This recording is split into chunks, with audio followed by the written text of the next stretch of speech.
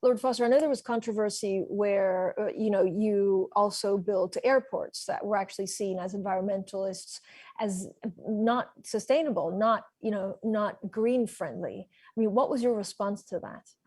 Air travel is not the journey of a jet across the sky.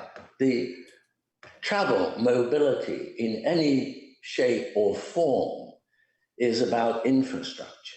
So the buildings that will move people to a train or to an aircraft consume energy. So there's an imperative to reduce the carbon imprint of transportation, of mobility.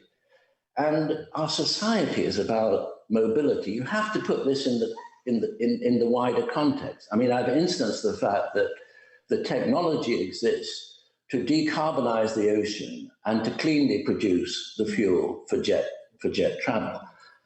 Jet travel is 2% of travel. The other 15% is mobility in all of its forms.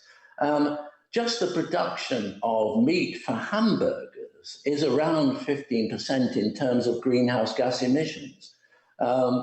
So you have to have a sense of perspective about this. And there are those who, I respect their outlook, their views, who walk away and say, as a moral principle, we're not going to have anything to do with mobility in the form of air travel because it has a carbon footprint.